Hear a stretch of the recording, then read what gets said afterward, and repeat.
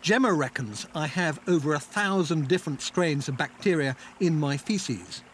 And fortunately, I have a healthy mix. But that balance can become upset, leading to diarrhea and irritable bowels. If that happens, the good guys may need help. So there's two ways that you can do that. It's the prebiotic way. So the prebiotic is the food that you eat that then is a food for your bacteria. So that can help increase numbers of your beneficial bacteria.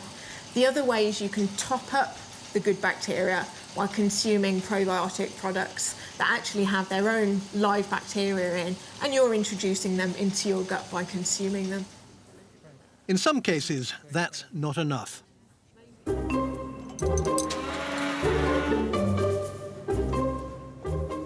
Another lab and more faeces. This time St Mark's Hospital in London. Gastroenterologist Dr. Ailsa Hart is working with colleagues from Imperial College on novel approaches to rebalancing gut bacteria.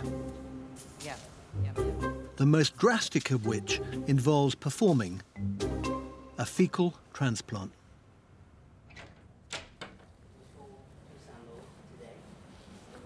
Hello there. Hello. Hello, Michael. So what's happening in here? Well, we're just in the process of preparing a sample for a fecal transplant that we're doing as part of a research trial here. In this pilot study, faeces from a healthy donor are transplanted into the guts of patients suffering from a condition called pouchitis.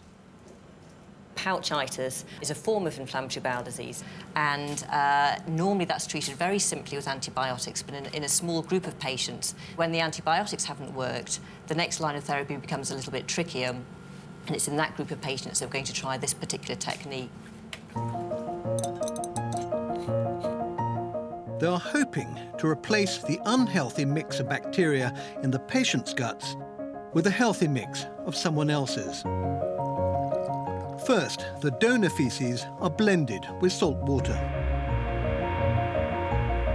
and then filtered. It sounds, I must admit, slightly revolting.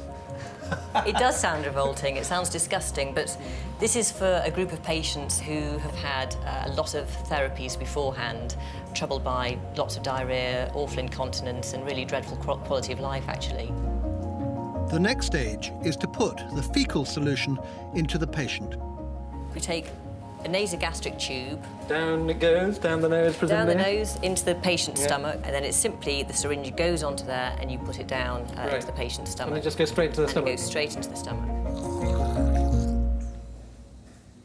Dr. Hart is looking for signs that this radical approach will improve her patient's symptoms. So by giving this transplant, are we able to alter the bacteria in the guts of these patients? And of course, is it having a clinical benefit in them as well? It's early days, and so far only a handful of patients have taken part in the study. It's the most densely populated ecosystem on Earth. So to try and understand it is a very tall order. To try and modulate it, you know, you do ask the question, are we as human beings clever enough to do this?